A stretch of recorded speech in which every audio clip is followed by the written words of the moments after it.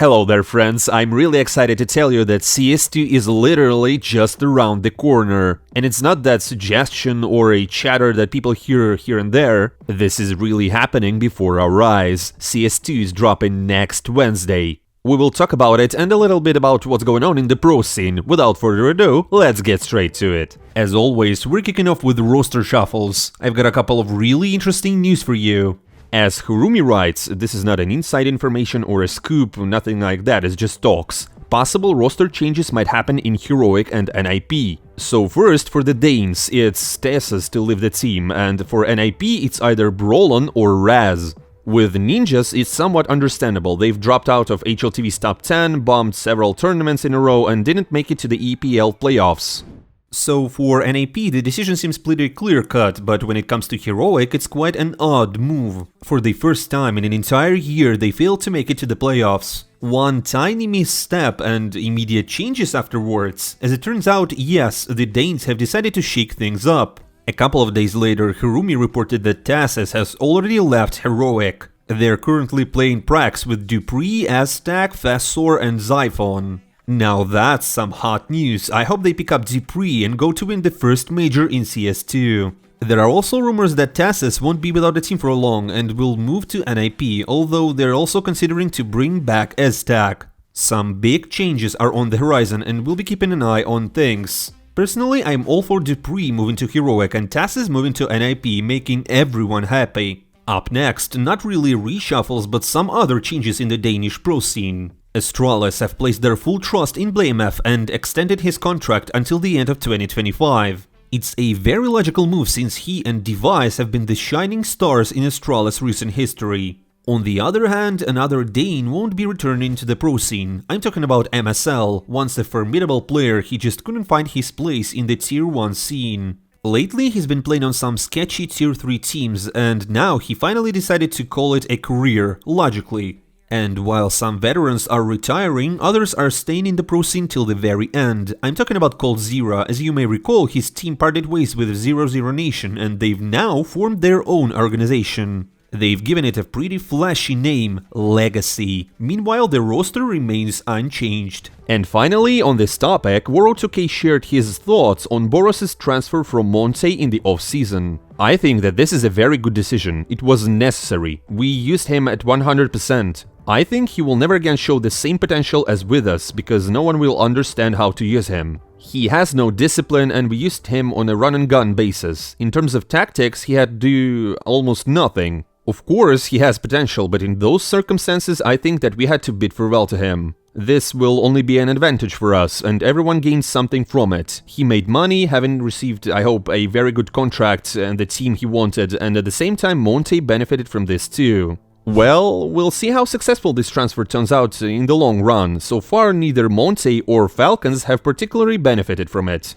Friends, I have another fantastic news for you. My partner, MyCSGO, gives away free cases. What do you need to do? Well, it's as simple as possible, just add $2 to your account. Well, the more you top up, the more free cases you get, and they drop 3 at a time. I haven't seen such generosity yet, and if you get skins of no interest, you can immediately trade them in a contract or upgrade to get an amazing skin. You can repeat that every day. The website has a special provably fair system so that you can check any operation, everything is open. They have been in the game since forever and you can find thousands of reviews on Google. The bonuses don't end there. You can receive a gift every day and by using my unique promo code in the pinned comment, you will get additional one. Also, if you use live news as a promo code, you will get up to 40% bonus for all your top-ups. It's just too good to be true, isn't it? But here we are. Click on the link in the pinned comment to get it all. Thank you, my dear kind friends, for watching the ad. Let's move on.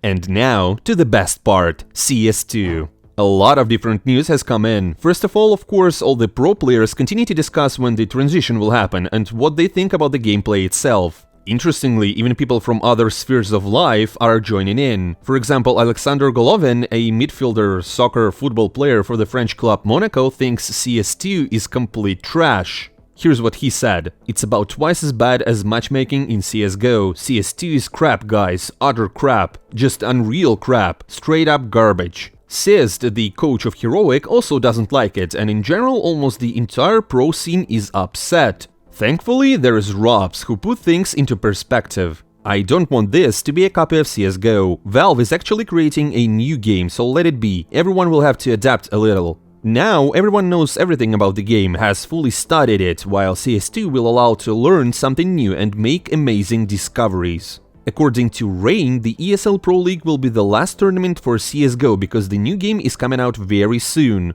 And he was right on the money. Just yesterday, a groundbreaking event took place. The official CS2 Twitter account posted, "What are you doing next Wednesday?"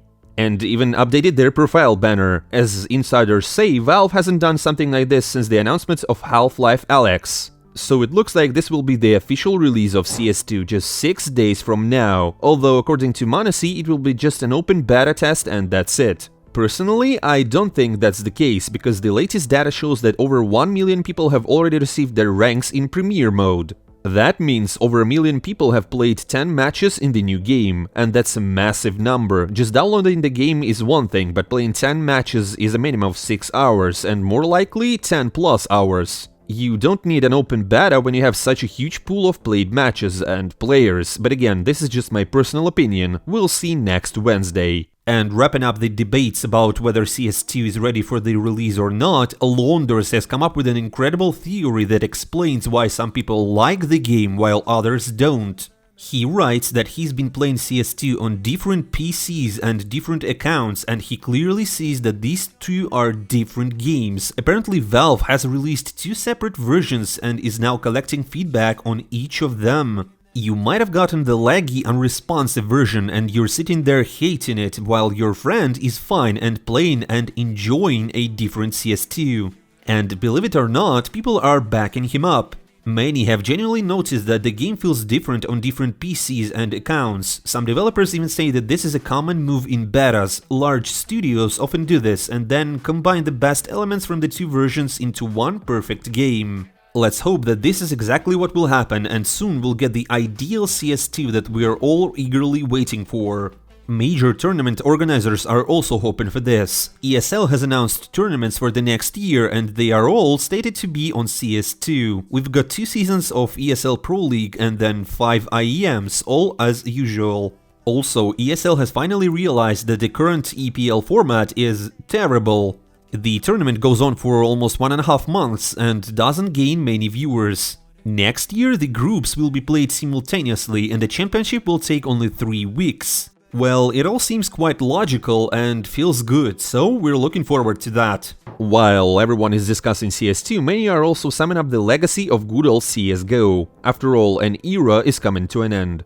According to analysts, CSGO is the most successful game in Steam's history, taking almost $7 billion in in-game purchases. PUBG is in the second place, followed by Apex and then Dota 2. I'm not sure about the accuracy of this info because GTA 5, one of the best-selling games in history, doesn't even have a billion, even though GTA Online brings in billions. Sure thing, Rockstar has its own store, but I'm confident that they've made much more money through Steam. And how did Baldur's Gate 3, which came out a month ago, get into this list? It's a great game, but making it into the Steam all-time top 10 in just a month seems unrealistic, especially for a single-player game. According to this analytical data, over 500 million copies of CSGO has been installed, to be precise 542 million. If this is true, is CSGO the most popular game in the world? Even Minecraft doesn't have that many sold copies. Yes, CS became free-to-play relatively recently, but either way these numbers seems to be like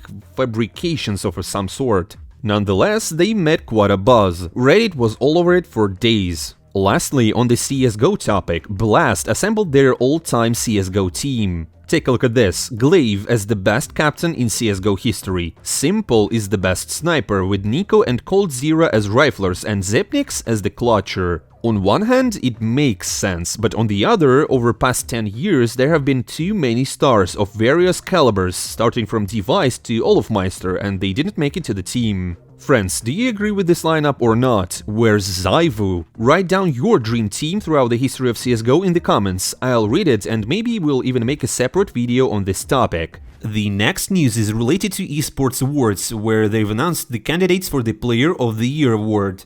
This is a general esports event, not just for CS. Just to remind you, last year's Player of the Year was Simple, and the year before that it was Simple again. But this year, he's not even nominated. If I remember it correctly, it's the first ever time it happens. Representing CSGO in the nominations are ZywOo, NiKo and Hunter. It's surprising that Simple isn't on the list at all. This could mean that this year might be one of the worst in his career in terms of individual awards. But who knows, maybe that will drastically change with the launch of CS2. Finally, I've saved some intriguing news for dessert. It's about ESIC. We haven't heard from them in a while and suddenly, bam, multiple news drop. First off, they've reduced the ban period for the former Mouse coach. Secondly, they've banned a player named Joel. He previously played for Godsend and Monte. Currently, he is a stand-in for Victory Zigzag, also known as the Akuma 2.0. According to ESIC, Joel placed bets on himself and his team in March of this year. He also placed another 17 bets on other teams' games. This situation started to unravel, and it turns out that he was kicked from Monte and Godsend precisely for this reason. So the org released a press statement indicating that they received this information a while ago and quickly parted ways with the player. No one wants to tarnish their reputation with 322. Joel himself released an extended tweet claiming that it's all nonsense, he's cooperating with the ESIC and has already engaged lawyers. He is innocent and will prove it through legal channels. In short, it looks like ESIC just wants to refresh everyone's memory and recall that they exist before the launch of CS2. We didn't hear from them for a year and now there's suddenly so much going on. We'll be keeping an eye on the situation. Well, friends, that's all the news I have for today. Here's the bracket with the results of the first matches of Group D in ESL Pro League. We'll sum up the group in the next video after the teams have played most of their matches. Thank you all for watching, subscribe to my channel so you don't miss anything CSGO yet and CS2 in future related. I won't say goodbye for a long time, see you soon.